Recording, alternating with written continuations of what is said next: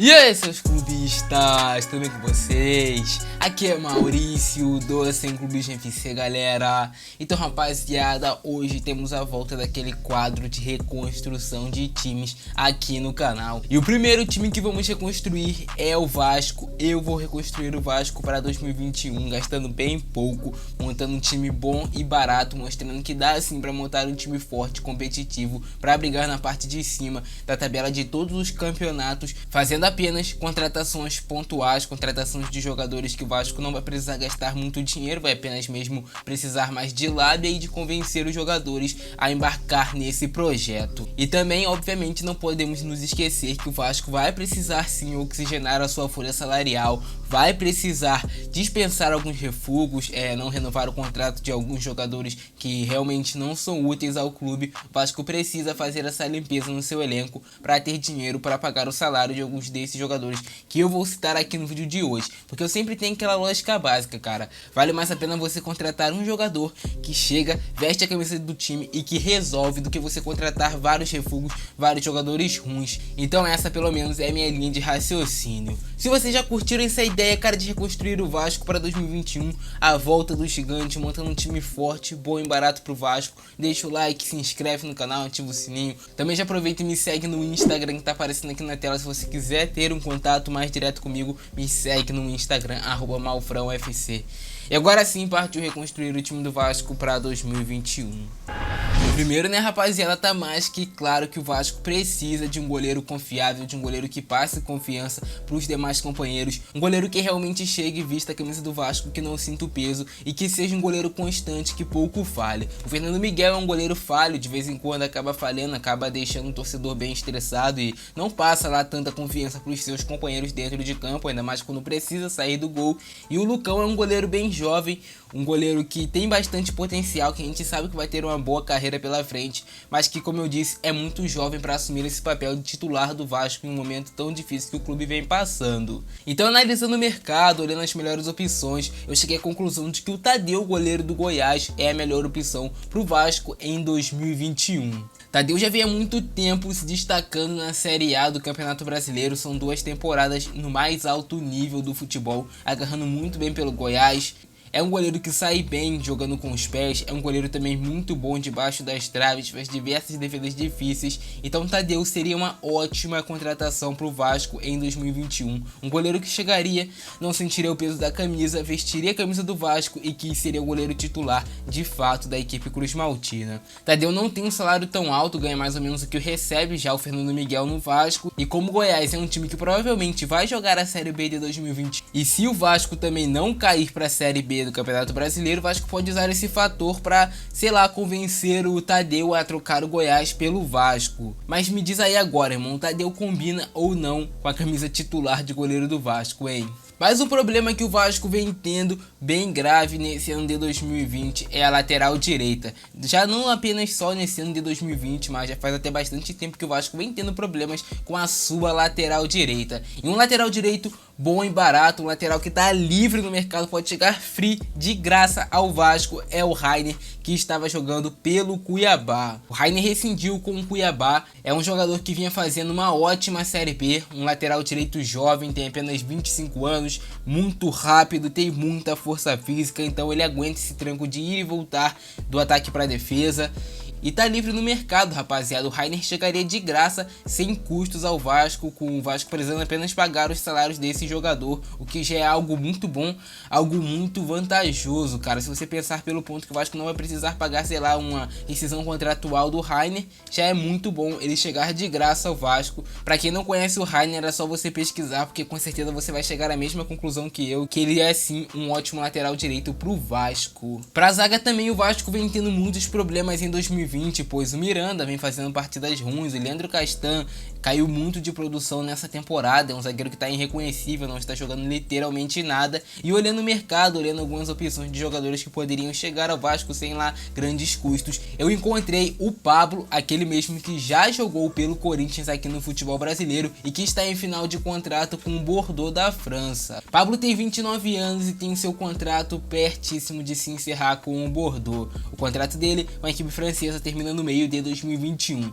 o que significa que a partir do início de janeiro de 2021, ele já pode assinar um pré-contrato com qualquer clube e chegar de graça. Pablo seria uma contratação certeira pro Vasco, cara, com toda certeza é um zagueiro que chega, veste a camisa do clube, que não sente o peso e que vai fazer grandes atuações vestindo a camisa vascaína. Como eu disse pra vocês, mais vale a pena contratar um cara que chega, soluciona o problema, do que você contratar vários jogadores que são duvidosos e que não vão solucionar o problema. Essa é a minha lógica. E para formar a dupla de zaga com o Pablo, eu manteria o Ricardo Graça. É um zagueiro que eu vejo muito potencial dentro do Vasco, um zagueiro que eu acredito muito que vai dar certo ainda pro futebol. Um zagueiro rápido, um zagueiro que tem bastante força física, tem um bom passe, precisa melhorar algumas questões de posicionamento, mas jogando ao lado do Pablo, acho que ele ia amadurecer bastante e formaria uma grande dupla de zaga pro Vasco, até porque também o time não tem lá tanto dinheiro para ficar gastando, contratando muitos jogadores, então dá sim para aproveitar o Ricardo Graça. Mas o problema que o Vasco tem já há muito tempo é a lateral esquerda. O Vasco, que sempre teve grandes laterais esquerdos ao decorrer da sua história, nem preciso citar nomes aqui para vocês, Felipe Maestro, entre outros. Mas atualmente o Vasco vive um grave problema com a lateral esquerda. Mas um jogador que chegaria e que solucionaria esse problema da lateral esquerda do Vasco é Francisco Ortega, lateral esquerdo argentino. Francisco Ortega ficará livre no mercado logo logo. Ele tem 21 anos, tem um contrato com o Vélez Sarsfield da Argentina se encerrando no meio de 2021, então vive uma questão bem parecida com a do Pablo, e ele já vai poder assinar um pré-contrato e chegar de graça ao Vasco em menos de um mês, e seria uma baita contratação. Também, para quem não conhece, o Francisco Ortega é um lateral argentino muito promissor, muito bom e que com certeza daria certo aqui no futebol brasileiro. Para começar a montagem do nosso meio de campo, já que a gente já montou um sistema defensivo forte, agora para formar o nosso meio de campo, eu manteria o Leonardo Gil. É um jogador que dá bons sinais, é um jogador que dá para ver que se o Vasco tiver um time mais organizado, um time mais forte, com peças melhores ao seu redor, é um cara que vai render. Muito bom jogador, gosto do Leonardo Gil. Então ele seria o nosso primeiro homem de meio de campo ali, jogando ao lado do Souza, jogador que foi revelado pelo Vasco, que o Vasco sempre teve esse desejo de repatriar. O Souza também sempre viveu dizendo que queria retornar ao Vasco,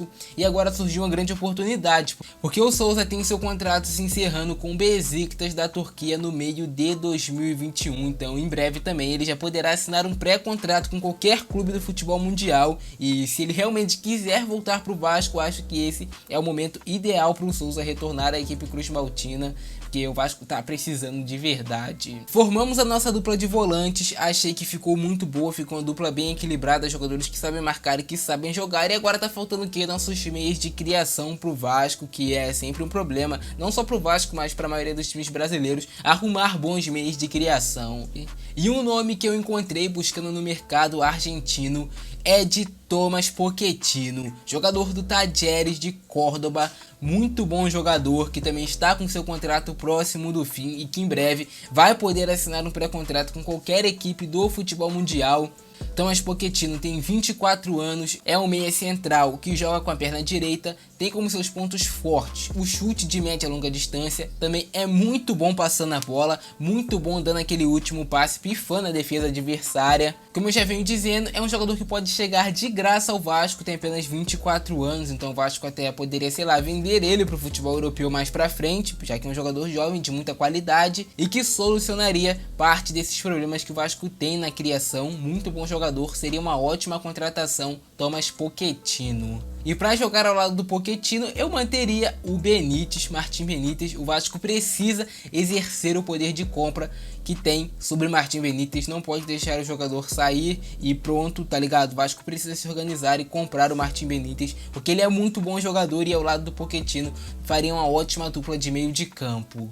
E para jogar mais à frente, aquele atacante rápido que cai pelas beiradas, eu iria atrás de Eric Lima, jogador que já teve boas passagens aqui no futebol brasileiro, pelo Goiás, pelo Botafogo, jogador que também já jogou no Palmeiras, que inclusive ainda pertence ao Palmeiras, mas que está emprestado ao futebol japonês.